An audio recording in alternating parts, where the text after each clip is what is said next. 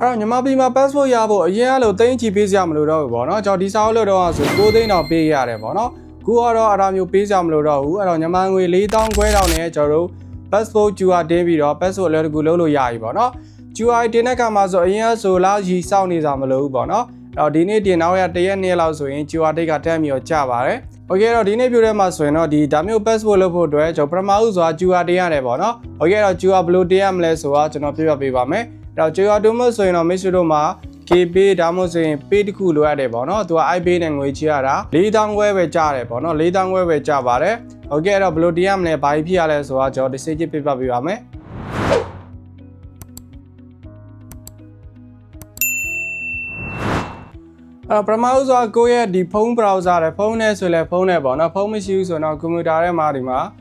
မြန်မာ passport ဆိုပြီးရိုက်စားလိုက်ပေါ့နော်ရိုက်တဲ့ခါမှာဆိုဒီမှာမြန်မာနိုင်ငံခုလက်မှတ်ထုတ်ပေးရုံဆိုတာလေးတစ်ချက်ရှိတယ်ပေါ့အဲ့ထက်တစ်ချက်ဝင်လိုက်ပါဝင်ပြီးသွားပြီဆိုရင်တော့ကျွန်တော်ဒီမှာဘယ်ရက်ချင်းတွေကဘယ်ရက်တွေရမလဲဆိုတော့ဒီမှာပြပေးထားတယ်ပေါ့နော်ဒီမှာရန်ကုန်နေပြီးတော့မန္တလေးမြစ်ကြီးနားဆိုပြီးတော့သူကရုံးနေပြပေးထားတယ်အဲ့တော့မိတ်ဆွေတို့ရန်ကုန်မှာနေတယ်ဆိုရင်ရန်ကုန်လက်မှတ်ထုတ်ပေးရုံကိုရွေးလိုက်တာပို့ပြီးရှင်းပေးတယ်ပေါ့နော်โอเคတော့မိတ်ဆွေတို့အမြန်လိုချင်နေဆိုရင်ဒီမှာအမြန်ဝန်ဆောင်ကမှာစာအုပ်ဖို့ပါဝင်9,400,000ခွဲပဲကြမယ်ပေါ့နော်ဒါဆိုရင်လုံးဝကိုအမြန်ရမှာဖြစ်ပါတယ်โอเคအဲ့ဒါပြီးတော့ပြီဆိုတော့ကိုကစောက်မှဆိုရင်တော့ကျွန်တော်တို့ဒီမှာစောက်ထားရန်ဆိုတာလေးတစ်ချက်နှိပ်ပေးလိုက်ပေါ့နော်အဲ့တော့စောက်ထားရန်နှိပ်တဲ့ခါမှာဆိုရင်တော့ကျွန်တော်တို့ဒီမှာကိုစောက်ထားလို့ဒီရုံပေါ့နော်ဒီမှာရုံနေရှိတယ်ပေါ့နော်ကိုကရန်ကုန်မှာနေစဉ်ရန်ကုန်တိုင်းအောင်ပဲရွေးလိုက်ပေါ့နော်ဆောက်ထားလို့တဲ့ဥယျာဉ်ကိုဒီမှာဘယ်နှစ်ရောက်လဲပေါ့နော်ကိုကတရားထဲဆောက်မယ်ဆိုလဲတစ်ပဲရွေးလိုက်ပေါ့နော်ပြီးတော့ပြီဆိုတော့ဒီအောက်ထဲမှာကျွန်တော်တို့ Gmail တစ်ခုထည့်ပေးရမယ်ပေါ့နော်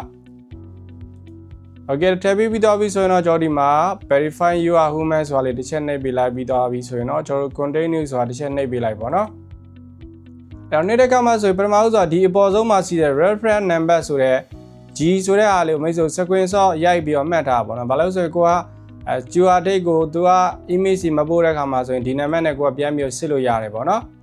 ်အဲ့တော့ဒီမှာဆိုတော့ပထမဦးစွာကျွန်တော်တို့ဆောက်ထားလို့ဒီစာအုပ်မျိုးဆောက်ရေးပြရမယ်ဒီမှာကျွန်တော်အသစ်ဆောက်မှာလားတက်တန်းတိုးမှာလားပျောက်ဆုံးတာဆောက်မှာလားပေါ့နော်ကျွန်တော်အသစ်ဆောက်ရေးမယ်ပြီးတော့ပြီးဆိုနိုင်ငံကူးလက်မှတ်ကကျွန်တော်အလဲလားမိကိုလားစီးပွားရေးလားပေါ့နော်โอเคတော့အလုံးနဲ့ဆောက်မှာဆိုရင်ဒီမှာ PJ ဆောက်မယ်ဆိုတော့အလုံးဆိုတာရေးလိုက်ပေါ့နော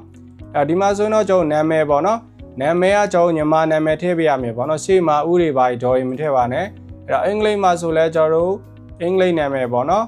အကြီးတွေအသေးတွေပဲရေးလိုက်ပေါ့နော်အဲ့တော့အင်္ဂလိပ်နာမည်ထည့်မယ်ပြီးတော့ပြီဆိုတော့အခြားနာမည်ကိုမှအခြားအမည်ရှိတယ်ဆိုလဲ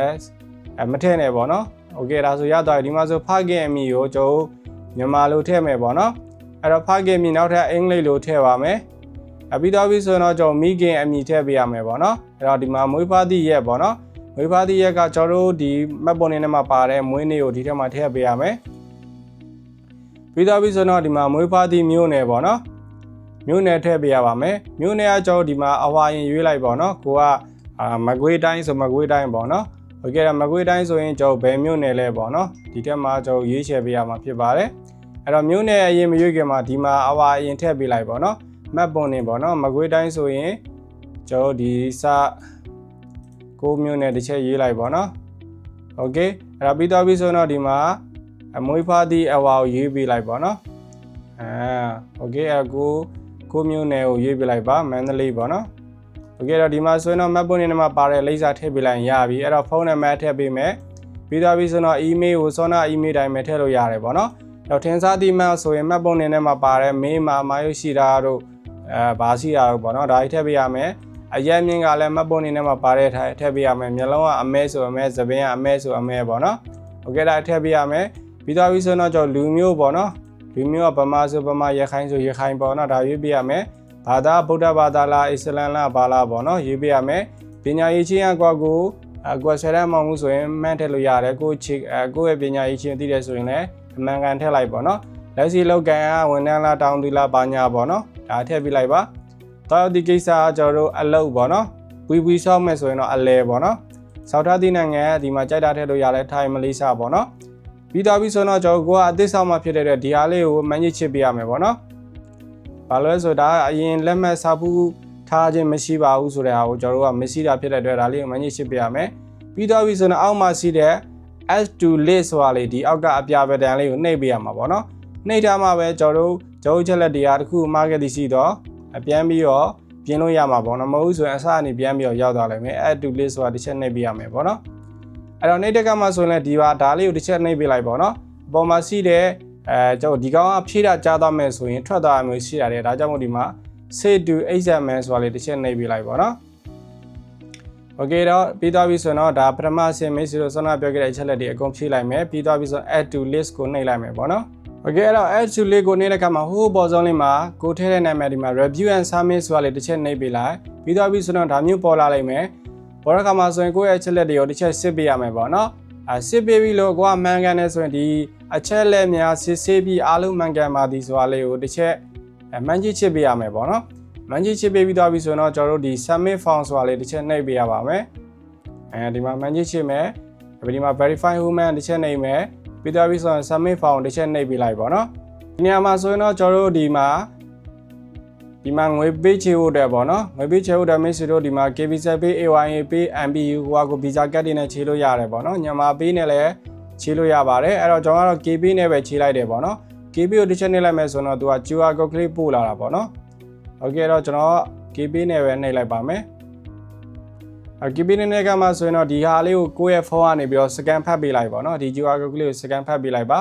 အဲ့တော့ scan ဖတ်ပြီးတော့ချေလိုက်တာနဲ့ကျွန်တော်တို့ဒီဆက်ဆက်ဘူးဖြစ်သွားမှာပေါ့နော်ငွေချေပြီးတော့ပြီဆိုရင်တော့ကျွန်တော်တို့အခုလိုမျိုးဖြစ်သွားမှာဖြစ်ပါတယ်အဲ့တော့ဒီနေရာမှာ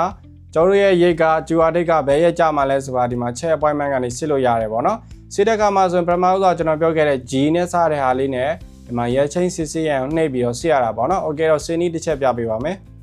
ကျွန်တော်ဒီမှာဆောနာဒီမြန်မာ password တွေဝင်ပြီးတော့ရက်ချင်းစစ်စစ်ရန်နဲ့နှိပ်ပြီးတော့ကျွန်တော်ဒီမှာဆောနာပြောခဲ့တဲ့ G 6ထားမှုအမှတ်စဉ်ဆိုတာလေးကိုတစ်ချက်နှိပ်မယ်ပြီးတော့ပြီဆိုတော့ကိုယ့်ရဲ့အမည်ထည့်မယ်ပြီးတော့ပြီဆိုတော့မှတ်ပုံတင်ထည့်လိုက်မယ်ပေါ့နော်ပြီးတော့ပြီဆိုတော့ search ကိုနှိပ်လိုက်တာနဲ့ကျွန်တော် QR date ကဘယ်ရက်ကြတယ်ဆိုတာတန်းပြီးတော့ပေါ်လာပါလိမ့်မယ်โอเคတော့ဒီနည်းနဲ့မိတ်ဆွေတို့မြန်မာ passport လိုချင်တဲ့သူတွေအတွက် QR တင်လို့ရပါတယ်ဘာမှမခဲဘူးပေါ့နော်သူကခဏတော့စောင့်ပြရတယ်ပေါ့နော်မိတ်ဆွေတို့ပြီးချင်းတန်းတော့မသွားမစစ်ပါနဲ့တနိုင်နှစ်လောက်ကြာကမှဒါမျိုးသွားပြီးတော့စစ်ပြီးတော့လုပ်လိုက်မယ်ဆိုရင်တော့ကိုယ့်ရဲ့ QR date ကလေးပေါ်လာမှာဖြစ်ပါတယ်โอเคအားလုံးကျေးဇူးတူးတင်ပါတယ်ခင်ဗျ